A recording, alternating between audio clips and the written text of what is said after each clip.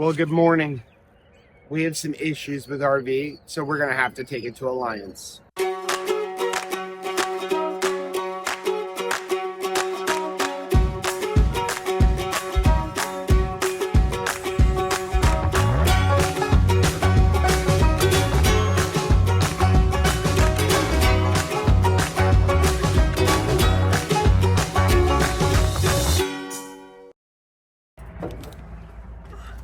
Think fast.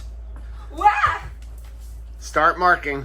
Hey, I'm Rachel. And I'm Joe. And we are two crazy campers. And after losing a combined weight of more than 200 pounds, we realized we had so much more energy for activities. Come along with us as we explore the great outdoors. And join us on a brand new adventure. The auto level is like going into the hitch up mode. Working hard. So it is early. It's a little bit after 6 a.m. Yep. And we've got some problems with our RV. So we've been here for about a week. Yes, we have. What's your experience overall with the RV? Are you regretting your purchase? No, I am not regretting my purchase at all. I absolutely love this. As much as I thought I couldn't like a layout more than Eleanor's layout, Allie has got her beat, because I love the fact that even though this is a compact space, I really feel like there is a difference between night and day, bedroom and living space, and it feels very much more residential than Eleanor ever did. Now, one of the things we always recommend when you go buy an RV, take it on a shakedown trip. Like, go through it. Make sure everything is working. That's why we stayed in Elkhart for a week to test everything, because sometimes when you first see it, you're like, everything is perfect. Awesome, right? I mean, I know when we picked it up at the factory, they're like, go through and mark it with yellow tape. What would we even mark? I couldn't find anything, right? Perfection. But as we've been in this RV for a week, we have found some issues. And we're going to start off with some things that I found that they're not issues. I'm going to say they're design flaws. Okay. So we've got a few design flaws, and then we have a few issues. One design flaw I really can't show you, but I have mentioned it to the factory, and I hope that they correct it in future builds, is the vent fan in the bathroom.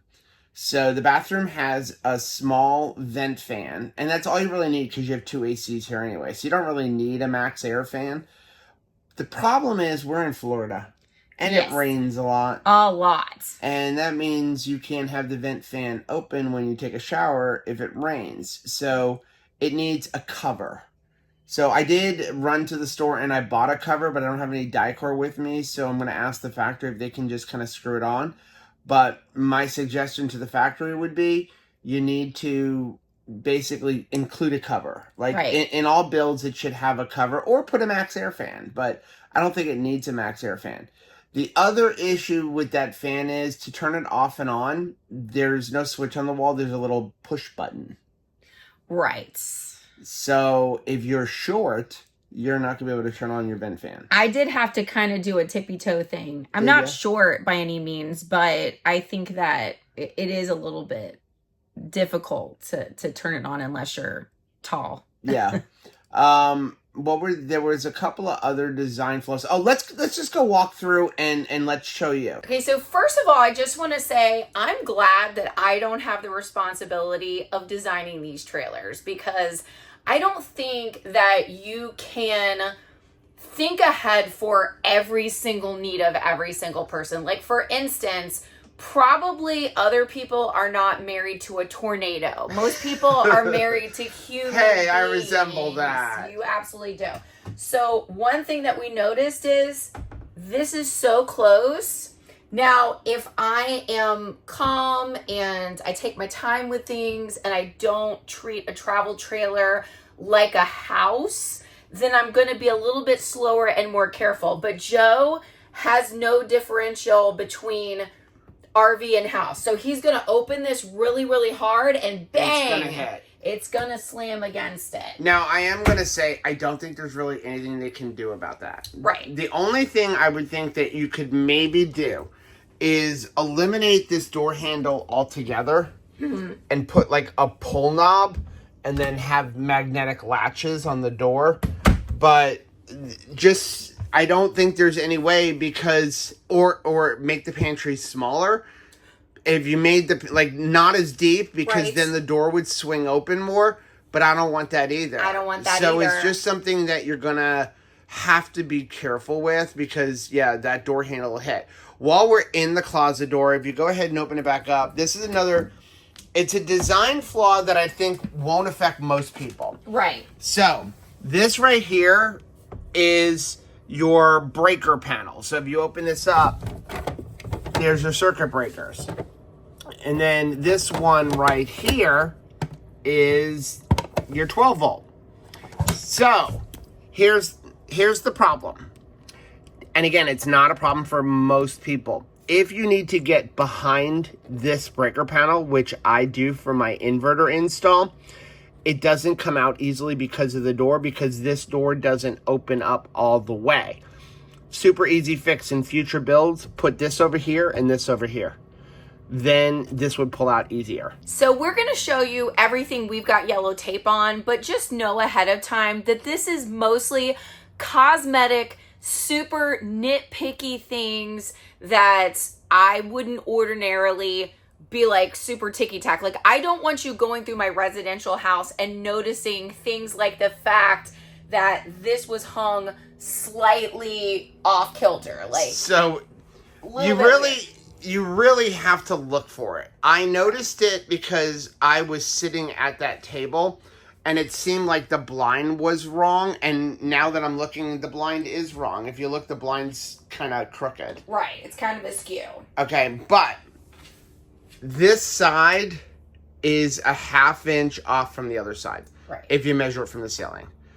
Is it a huge deal? No. No. But since we're here, are we going to ask them to fix it? Yeah. Yes. This is a bigger issue. This is where we had a screw coming up through the floor. They did probably polish it with something. I'm not sure exactly what they drilled it out. What they did. And then they filled it because this was a big hole. But you can see how it's like settled. Right. And it's now changed colors a little bit, and there's a slight crack there. I'm sure they can fix it. They fixed it before. It probably, somebody's cleaning the floors a lot. The next one is kind of hard to see now because we've changed the issue. We fixed the issue ourselves, but it began with the feet on these stools. On the very bottom of these stools, they had these little things under each leg of the table. And this really hard circular piece, when you would sit at this table for extended periods of time, it started to create impressions in the floor that really made it look bad, like more like rubbery than a hard floor. Yeah, it looks like it has bounced back. But basically what it is you've got all of your weight on 4 of those little pegs, and you're sitting there, and we're using it as a desk. So it's basically just put a couple of indentations. I don't know if they can fix it. If they can't, it's fine. It's like right at the seam, and it looks like it's actually come back up. You know, it's like when you press into memory foam. But our solution was to get these sliders, because now the weight is distributed over a much bigger area. And it seems to be helping. We were sitting on those last night to just kind of test them, and it seems like it's absorbing the distribution a lot better. Also, they're going to slide around on the floor a lot easier, which means they won't mark up the floor. I think it's time to take this sticker off.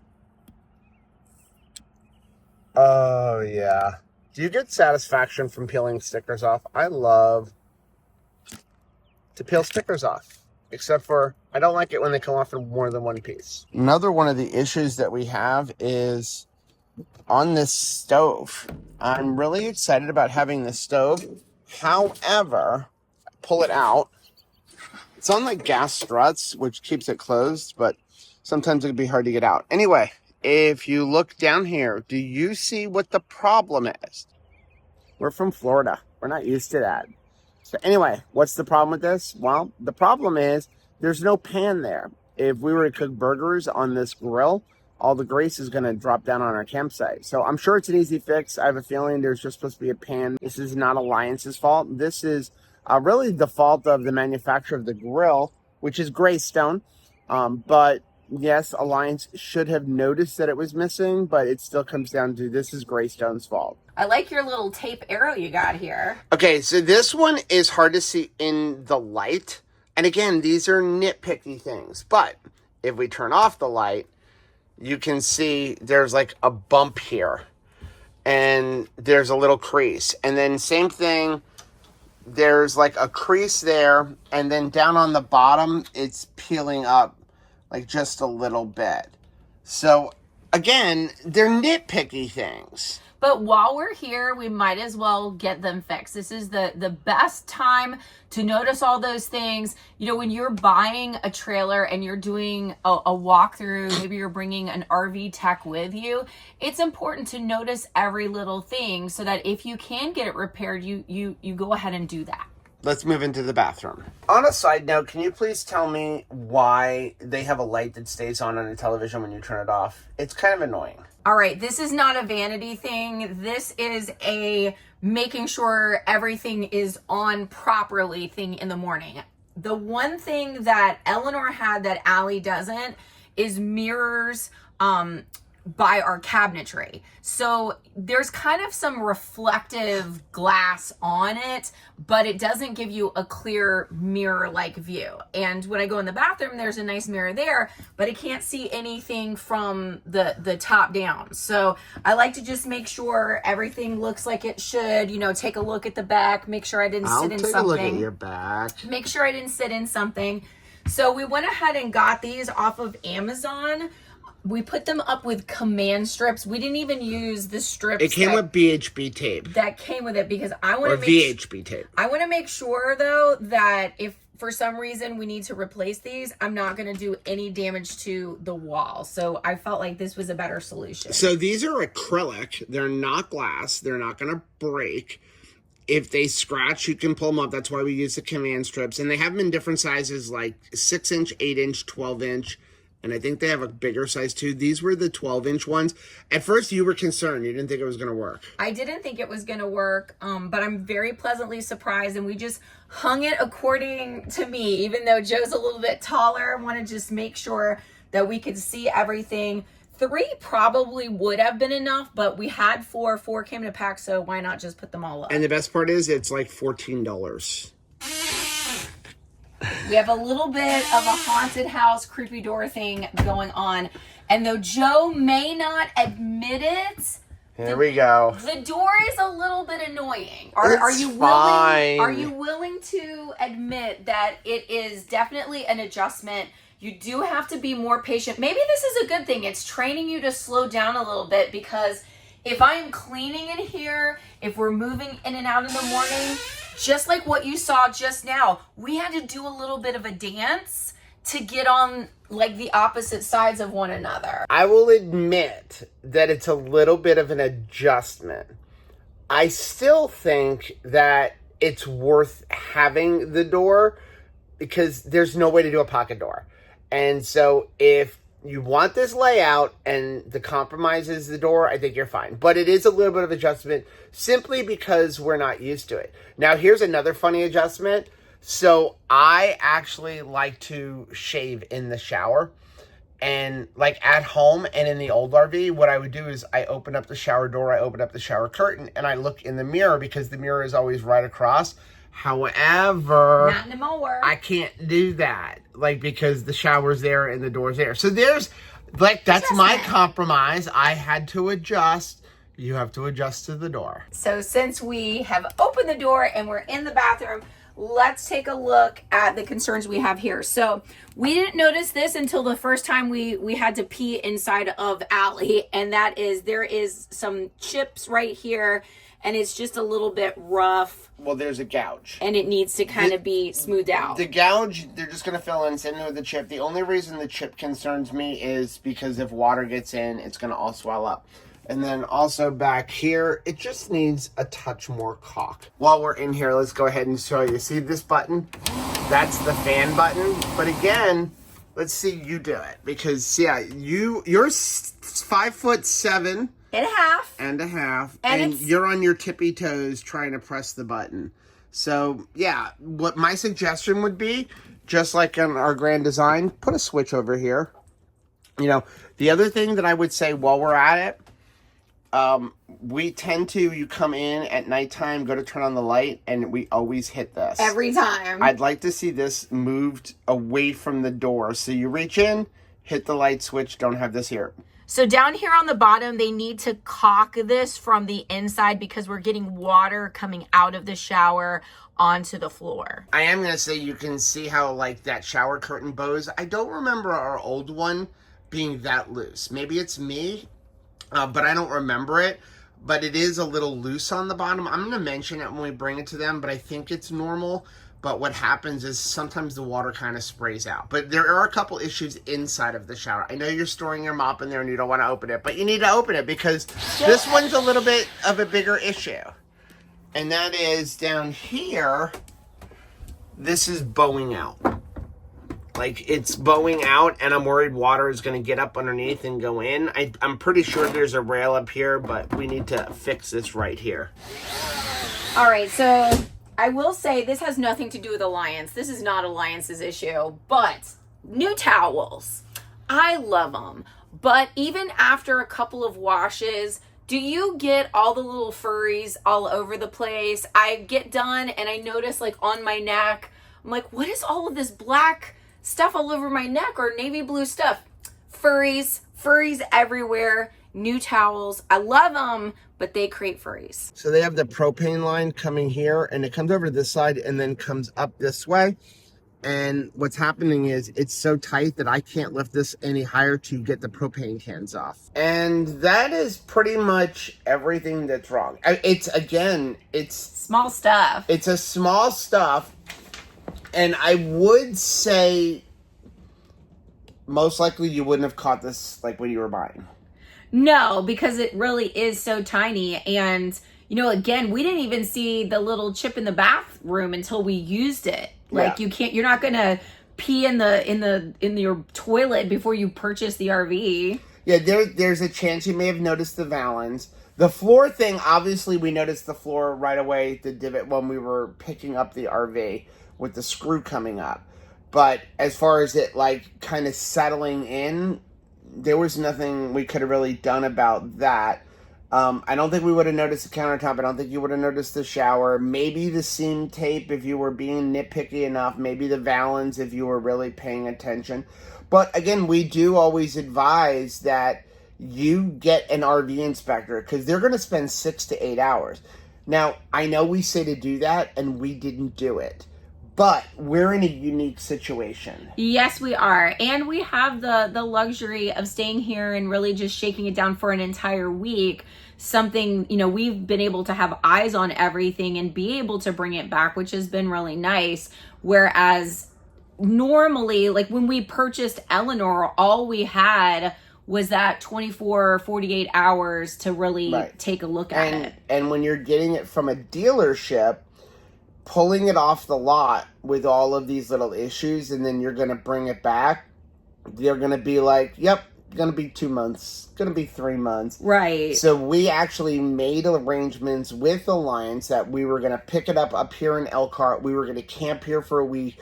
And then the day before we leave, we were going to bring it back for them to fix all the issues because the factory is 3 miles away. So the 2 months of waiting, we're going to have a few hours. We did it from home. And while we're having them repair things, we're actually going to interview Ryan and Coley. So super excited about that. Me too. But yeah, I would absolutely get an inspector. They probably would have found a couple of these issues. Like they would have found the squeaky door. They would have noticed that. They would have noticed probably the propane line being too tight and I can't easily get the regulator off, and they probably would have noticed the piece missing on the camp stove. I don't know about some of the other little tiny issues, but that's the problem. It's not an alliance issue, it's a dealership issue.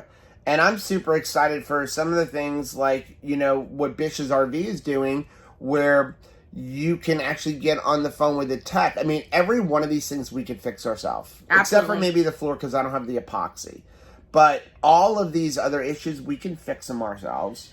Which is nice, because overall, when you get down to where it's just cosmetic issues, the bones of this trailer and like all of the very important working parts, they're perfect. They really are in great shape. And I feel more confident now that we've stayed in it for a week and in really cold weather. We've pushed it. We've gone through a tank and a half of propane. And it's great. We've cooked and everything. It is exactly as I dreamed it would be. We've tested the black tank thoroughly. Now, I do want to say, before we stop this video, there's going to be keyboard warriors going, well, you paid all this money and all of that stuff shouldn't look like that, right? Like, you see that, like, it should come out perfect. I have purchased brand new, expensive homes and had more fit and finish problems. Oh, Lord, yes. Than what we have here. Yes, smaller space, but when you buy a brand new built home, it usually comes with a warranty for the same exact reason, because these things are built by people. Right. And there's one thing you can rest assured that to the end of time will always exist, and that is people make mistakes. Absolutely. I can remember my parents had like an extremely long punch list on their last home that they had like purchased, you know, and bought, especially when it was being made new. It was just like a crazy amount of punch list, so much more than we're experiencing. Yeah, so just remember that, like, you're always going to have issues, and not just with RVs. If you go buy a car, sometimes there's problems. There's recalls on cars all the time. My truck has a recall on it. When you buy a brand new house, there's problems. If you buy a used house, that inspector, when they go through that house that you're going to purchase, the list that comes back is insane. Like, I remember when we sold our old house, and, you know, there's always a clause in there that they can cancel if the list is exceeding a certain amount. The list is always exceeding that amount. It pretty much always gives the buyer an out if they want. Right. So just find the little things. My advice is, if you can fix it yourself, and don't bother a dealership with it. You're just going to lose your RV for a while. And if it's a major thing, have them fix it. And if you're in the area, I would contact Alliance. And if you have a great dealer, that's why you want to buy from a good dealer. Then you don't have to worry about it, and get it fixed. Again, we would have been more thorough at things if we didn't have the agreement that we had with Alliance, where we were going to bring it in on the last day. Yeah, we were really blessed with Eleanor because we didn't bring an RV inspector. But I spent 5 hours looking through it. But I'm telling you, when you know better, you do better. That was our first purchase. And guaranteed, like, if we were buying another used unit, we would absolutely bring an inspector with us. I'm also in the middle of taking the inspector exam. So right. You kind of got that. But I probably wouldn't hire myself. I will say that. And the reason being is because your love of something blinds you. Right. So, again, we went through, you know, we didn't see little things, but after you're here for a while, you start noticing, because when you first, you know, it's that love effect. Oh, beauty, so beautiful. And you're not going to notice the flaws. So let us know, what kind of issues have you had at RVs? Do you think these are big issues? Do you think they're little issues? Do you think these are things that would, like, annoy you, or just like, you know what, not a big deal? Let us know down in the comment section. While you're down there, please do us a favor, hit the like button on this video. It really does help build the channel. More importantly, it lets us know what kind of videos you guys are looking to see. And don't forget to hit the subscribe button and the little bell button, and that way every single time we upload a new video, you'll be alerted to it. Until next time, happy camping.